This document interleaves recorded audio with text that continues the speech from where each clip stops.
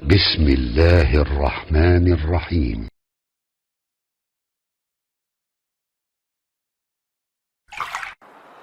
Assalamualaikum warahmatullahi wabarakatuh. Pak Ustaz, apakah ada dalam Islam tentang syariat, tarekat, dan ma'rifah? Jika ada, tolong dijelaskan Pak. Ada? Itu istilah. Ya, syariat itu ada. Kalau nggak ada syariat, bagaimana kita ibadah? Ya, ada syariat. Syariat itu cara ibadah. Syara'a lakum minad dini, ya? Kami telah syariatkan dalam agama. Ma wassa bihi Nuh, yang telah kami wasiatkan kepada Nuh, serta juga nabi-nabi yang lainnya. Di teman-teman sekalian, din agamanya, syariat, cara mengerjakan isi agamanya. Syariat itu asalnya dari kata syara', artinya jalan. Jalan menuju Allah. Apa bentuk syariat? Syariat itu bentuknya ibadah. Ilmunya disebut dengan fiqih.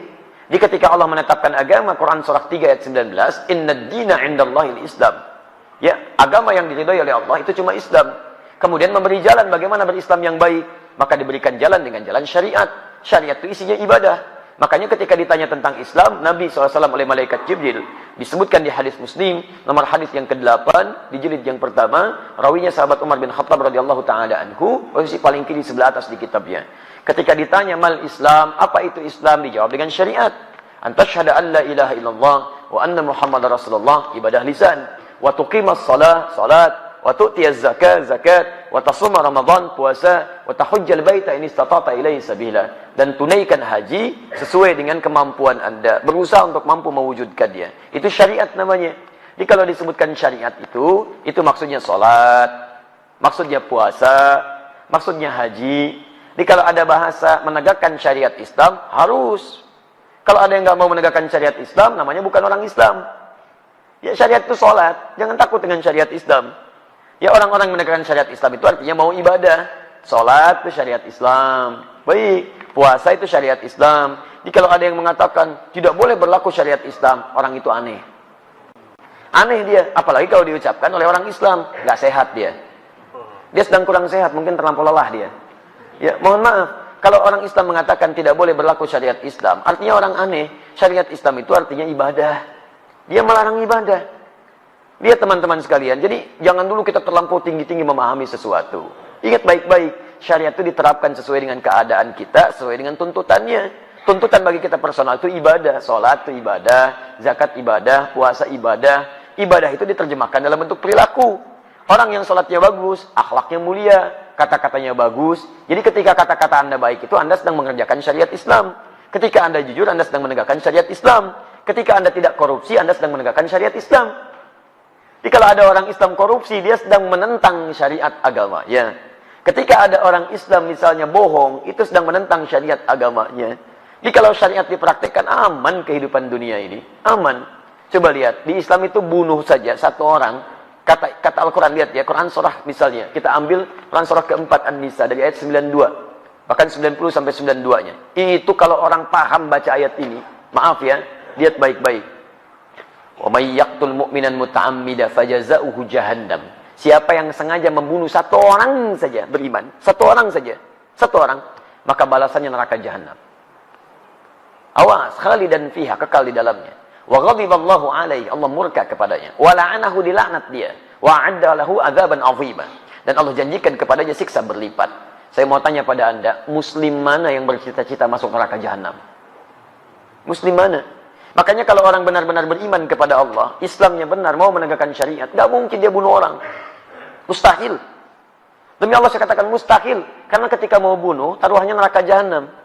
Jangankan bunuh, maaf, mencela aja dilarang. Quran surah 49 ayat 12. Ya ayyuhalladzina amanu la yaskhar qaumin qaum. Jangan saling cela. Jangankan saling cela, matanya aja nggak boleh lihat yang tidak baik. Quran surah 24 ayat 30 untuk laki-laki, 31 untuk perempuan.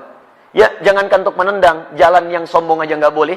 Quran surah 31 ayat 18, wala tamshi fil ardi maraha. Ayo jangankan korupsi, mau curang aja nggak boleh.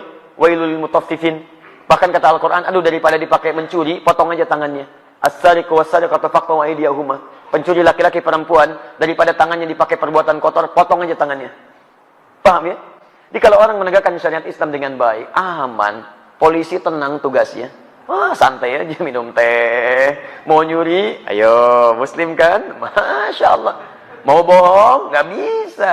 Ayo, ingat ayatnya, cuman gitu aja. Gampang tugasnya, Masya Allah, nggak ada pekerjaan itu. Baik, jadi tenang teman-teman sekalian, nyaman kita. Silakan cek zaman Nabi, berapa banyak tingkat pencurian terjadi. Cek zaman sahabat dan sebagainya. Lapas gak akan penuh kayak sekarang. Sekarang membludak dan sebagainya. Ya kalau orang paham, gagal mencuri, gagal ini, gagal itu, gak akan bisa. Ujung-ujungnya apa? Ujung-ujungnya tenang kehidupan kita. Itu syariat namanya. Baik, cara untuk mengerjakan syariat disebut thariqah. Thariqah itu jalan, cara. Bagaimana caranya? Belajar dengan ilmu. Dengan ilmu. Dulu sahabat ada yang mau sholat, ilmunya belum bagus, belum belajar dia. Lihat di Al-Bukhari, nomor hadis 744. Nomor hadis di Muslim 397. Anda punya Subul Salam yang versi bahasa Arab, ya, lihat jilid kedua, halaman 31. Perhatikan bagaimana seorang bernama Khalad bin Rafi Az-Zuraiqi salat di Masjid Nabi, di samping Nabi. Selesai salat datang pada Nabi. Fa'atan Nabiya sallallahu alaihi wasallam faqala assalamu alaik, salamu alaik ya Rasulullah. Kata Rasulullah sallallahu alaihi wasallam, "Waalaikumsalam warahmatullah. Irji' salli fa innaka lam tusalli." Balik lagi salat karena Anda belum salat.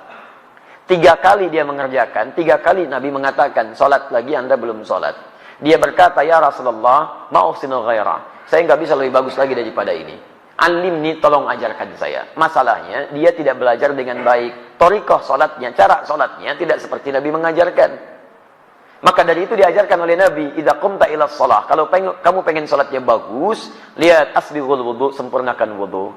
Tsumma istaqbilil qiblah, menghadap kiblat yang benar. Kemudian takbir sampai dengan salam. Diajarkan oleh Nabi. Di thariqah itu cara beribadah dengan baik. Caranya bagaimana? Belajar berilmu. Maka turun ayat-ayat tentang belajar. Nabi aja belajar. Turun Quran 96 ayat 1 sampai 5. Iqra bismi rabbikal ladzi khalaq. Turun Quran surah 9 ayat 122. Wa ma kana al-mu'minuna liyanfiru kaffah. Falawla nafara min kulli firqatin minhum ta'ifah liyatafaqahu fid din. Turun Quran surah 58 ayat ke-11. Ya ayyuhalladzina amanu idza qila lakum tafassahu fil majalis fafsahu yafsahillahu lakum. Banyak ayat Quran dan hadis mengatakan itu semua. Ya, muncul hadis misalnya hadis riwayat Al-Bukhari nomor hadis 71 di Kitabul Ilmi, posisi paling kiri sebelah atas di kitabnya. Riwayat Abu Hurairah radhiyallahu taala anhu, "Man yuridillahu bihi khairan yufaqihu fid din." Siapa yang diinginkan jadi orang baik menurut Allah, maka dia akan dibimbing untuk mau belajar tentang agamanya. Hadis riwayat Ibnu Majah nomor hadis 233 dari Abu Darda radhiyallahu taala anhu, "Man salaka tariqan yaltamisu fihi ilman, sakhalallahu lahu tariqan ilal jannah." Siapa yang mau menyiapkan dirinya menempuh jalan untuk belajar tuntunan agamanya, maka akan dimudahkan jalannya dia untuk ke surga. Salaka tariqan, jelas kalimat habisnya. Tariqah. Man salaka tariqan tariqah. Jadi belajar itu adalah bagian dari sarana untuk mendekat kepada Allah dengan mengamalkan nilai syariat. Kalau tariqahnya sudah bagus, syariatnya sudah baik, maka ma'rifah dia. Ma'rifah itu kenal dengan Allah baik, kenal dengan dirinya, kenal tugas-tugas hidupnya. Kalau orang sudah kenal dengan Allah, tahu bagaimana sifat Allah, tahu bagaimana memanggil Allah, tahu bagaimana Allah, maka dirinya akan menegakkan syariat dengan benar, menjauhi hal yang dilarang, menegakkan hal yang diperintahkan. Nih, kalau orang kenal Allah, dia mau minum, dia kenal karena Allah itu melihat dirinya. Maka karena dia tahu Allah melihat dirinya, dia tidak akan pernah menyentuh minuman yang tidak Allah sukai. Karena saat akan disentuh, dia tahu Allah melihat.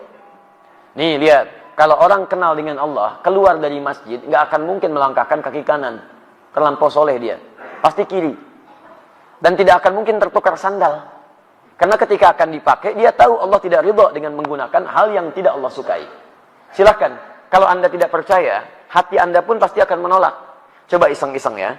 Begitu keluar dari sini, pakai alas kaki orang lain. Pakai alas kaki orang lain. Begitu Anda pakai, hati Anda akan mengatakan, itu bukan punya kamu. Jangan lakukan. Jadi hati Anda aja menolak. Apalagi orang yang sudah kenal dengan Allah. Sudah kenal itu, wah, baru lihat aja. Sendalnya nggak ada. Dia nggak akan pakai sendal orang lain. Takut. Takutnya bukan takut karena yang dipakai bukan punya dia, bukan. Takutnya takut kalau Allah murka dengan diri. Nih lihat, kalau orang kenal dengan Allah, mau sholat aja, persiapannya banyak. Quran surah 7 ayat 31.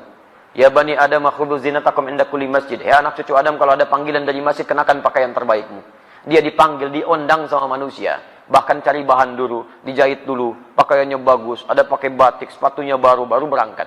Dipanggil oleh orang manusia, pakaian bagus.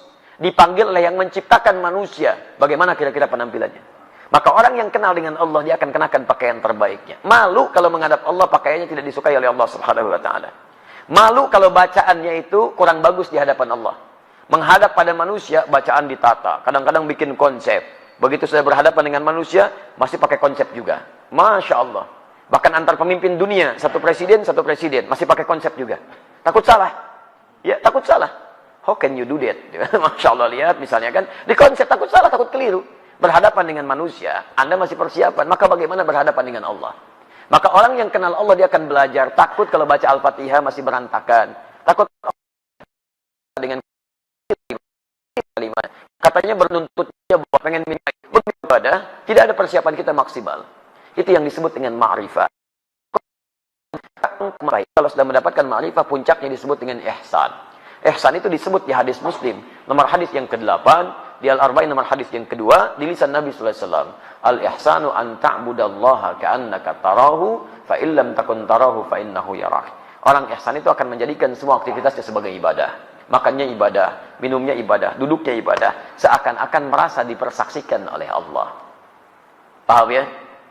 Baik, itulah ada syariat, ada tariqah, ada ma'rifah.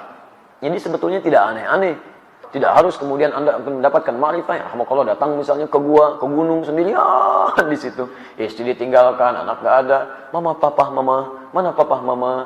Papa sedang ma'rifah. Masya Allah. Baik. Jadi ma'rifah itu tidak harus kemudian kehilangan segala hal dalam urusan dunia. Paham ya? Ya. Allah Ta'ala alam bisawab.